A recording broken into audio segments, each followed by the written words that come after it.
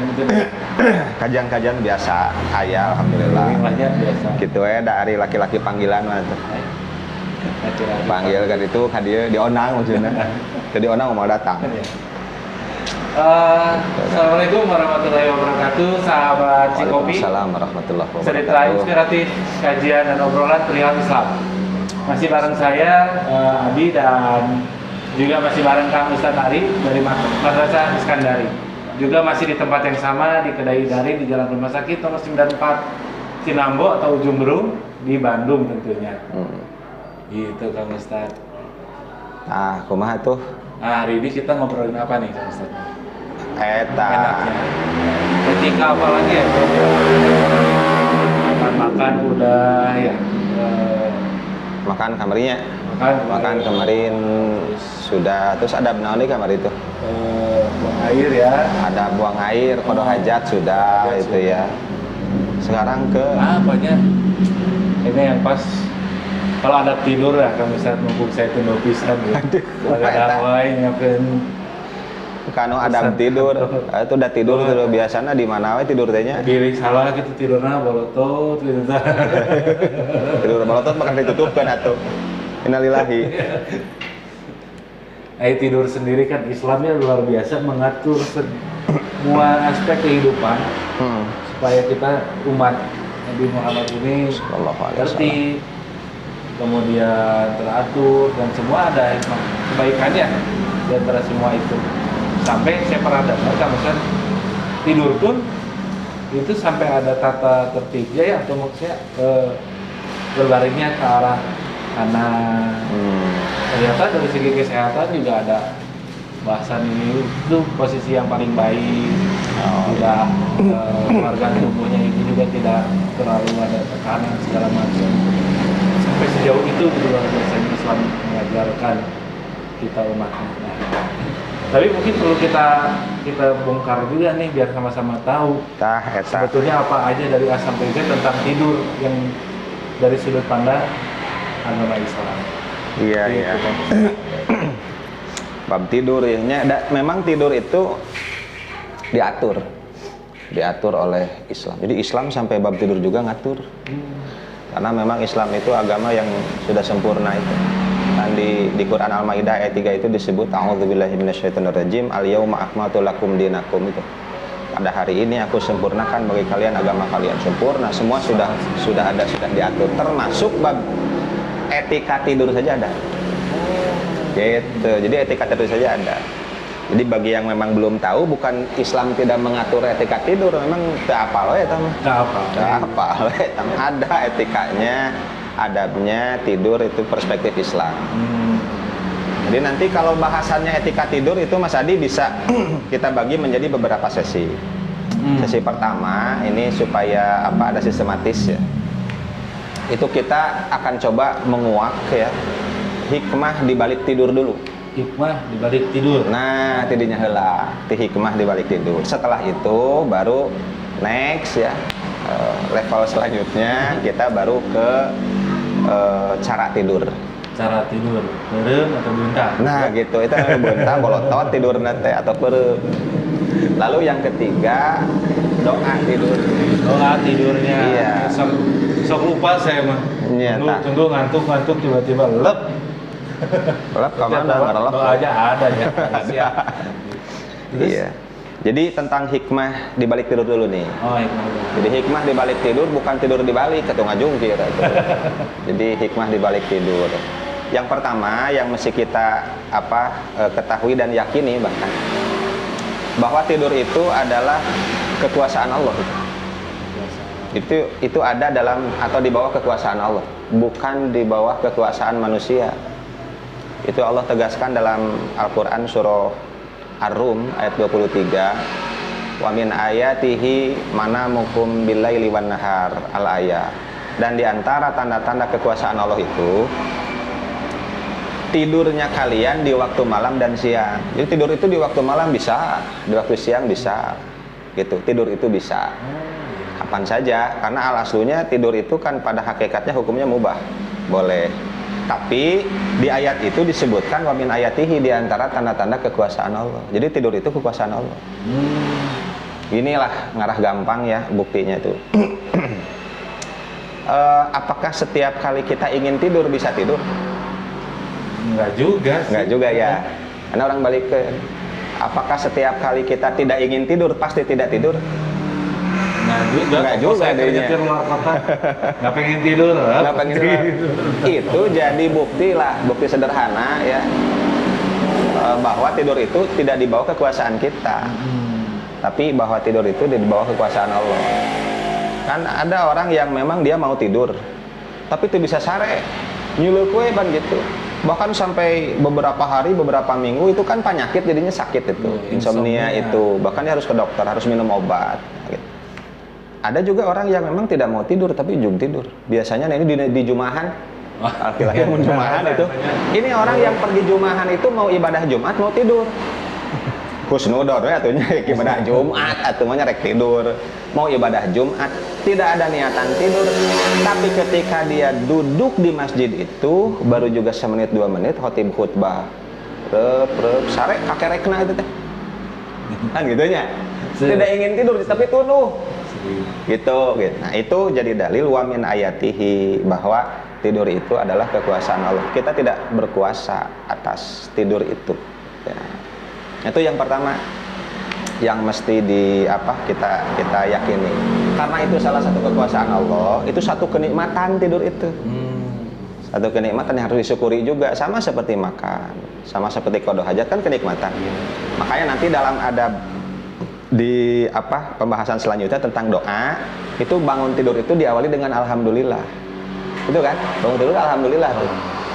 Itu menunjukkan ya tidur itu adalah kenikmatan, makanya mesti takmir. Nah, itu ya hikmah di balik tidur. Lalu yang kedua, ini menarik nih, unik Mas Adi. Bahwa tidur itu merupakan salah satu bukti bahwasannya Allah itu berkuasa membangkitkan kembali manusia setelah matinya nanti di akhirat. Nah, itu yang terdapat itu.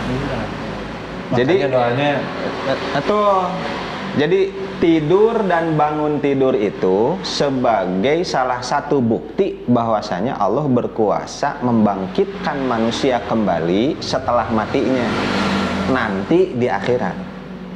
Nanti di akhirat. Nah, ini unik. Ini kalau kita lihat dari dalil-dalil nih, dalil-dalil perspektif Islam harus berdalil kan. Di Quran surah Al-Hajj surah 22 ayat ke-5, Quran surah Al-Mu'minun surah 23 dari mulai ayat 12 sampai ayat ke-16.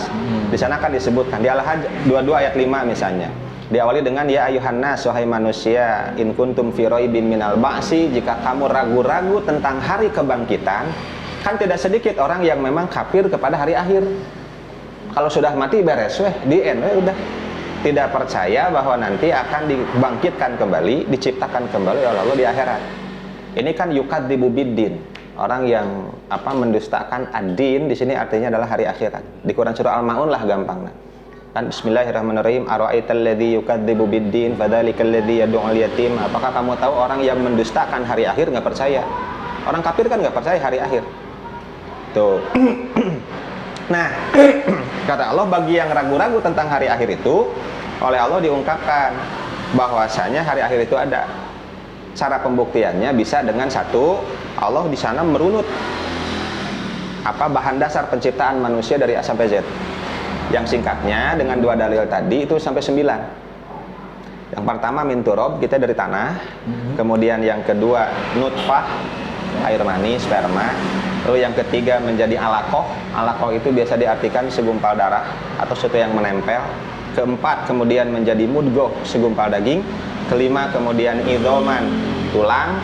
Keenam fakasaunal idhoma lahman, ini masuk ke Al-Maun. Al-Mu'minun. Kemudian tulang itu dibalut dengan daging lagi. Ketujuh, tuma ansanahu khalqan akhar, kemudian kami ciptakan kalian menjadi bentuk yang berbeda. Maksudnya seperti ini.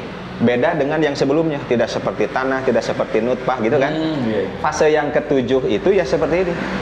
Kalau di ayat keempat, laqad khalaqnal insan fi ahsani taqwim, itu sungguh kami ciptakan manusia dengan bentuk atau raga yang sesempurna mungkin, sebaik-baik mungkin. Itu fase 7 begitu.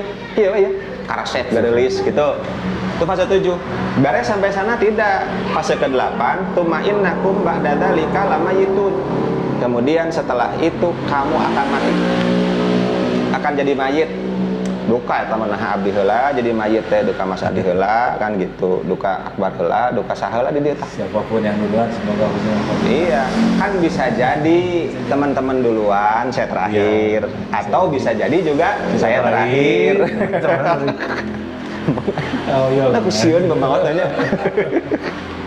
Beres sampai mati? Tidak. Fase terakhir, tuma'innakum yaumal qiyamati tub'atsun. Kemudian kalian pada hari kiamat, maksudnya akhirat, akan dibangkitkan. Oke, dari mulai poin 1 sampai poin ke-8 ini bisa diakui, diyakini secara akal atau ilmiah. 1 sampai 8. Makanya dalam tinjauan embriologis modern kedokteran itu juga disebutkan kan dari mulai sperma dan juga ovum bertemu gitu. Itu bertemu disebut apa tuh namanya, apa, fertilisasi di ujung saluran telur tuh. Lalu kemudian menjadi embrio kan gitu, jadi apa itu, morula, blastula, embrio dan seterusnya sampai mati kan buktinya ada. Jadi kalau dari poin 1 sampai ke 8 bisa dibuktikan secara akal, secara ilmiah, embriologis modern. Tapi yang jadi masalah yang ke-9, summa innakum yaumal qiyamati tub'atsun, kemudian kalian pada hari akhirat akan dibangkitkan. Nah, ini tidak semua orang bisa meyakini ini. Ini tergantung hidayah dari Allah. Nah, untuk membuktikan ini, makanya Allah merunut tadi. Dari ini, dan itu ternyata sesuai dengan tinjauan embriologis modern. Itu membuktikan bahwa Allah sebagai pencipta. Apa susahnya menciptakan lagi? Barista, Kang Samsi, sama Kang Denny. Itu kalau kopi ini habis, tapi ini kopi mantap ya, kedai dari ya. Kopi ini habis, bisa tidak buat kopi seperti ini lagi? Resepnya apa? Dari A sampai Z kan tahu. Apa susahnya Allah menciptakan manusia kembali nanti di akhirat? 1, itu pembuktiannya. Kedua, dibuktikan dengan tidur. Karena tidur itu seperti mati. Dan bangun tidur itu seperti bangkit dari mati. Jadi Allah membuktikan jangankan di akhirat, di dunia saja Allah kuasa untuk menidurkan manusia yang seperti mati itu, dan juga membangunkan manusia dari tidurnya yang seperti membangkitkan manusia dari mati itu. Karena tidur itu terbukti bukan kuasa manusia, tapi kuasa Allah. Itu hikmah di balik tidur sampai ke sana. Seberapa kilo jarona gitu coba. Jadi dengan tidur itu, Allah berkuasa untuk menciptakan hal itu. Ketiga yang terakhir nih, hikmah di balik tidur itu di Quran surah Al-Furqan ayat 47. Allah itu menjadikan malam itu sebagai gelap, wanauma subatan, dan Allah juga menjadikan tidur itu sebagai istirahat. Uniknya, tidur itu kan amal. Tidur itu kan perbuatan. Iya. Kalau kita sudah berbuat ini itu beraktivitas, tidur kan aktivitas. Tapi kalau kita sudah beraktivitas selain tidur, tubuh itu jadi lelah dan capek. Tapi ketika kita beraktivitas tidur, beramal tidur, bangun tidur justru seger deui. Nah, bisa gitu tah. Itu wanauma subatan. Allah menjadikan tidur itu sebagai istirahat. Padahal tidur itu juga aktivitas. Tapi setelah beraktivitas, kalau aktivitasnya tidur, justru jadi seger. Seger deui, jong-jong deui gitu. Tapi kalau aktivitas selain tidur mengakibatkan lelah dan capek. Itu hikmah-hikmah di balik tidur sebagai kekuasaan Allah. Mas Adi. Oke.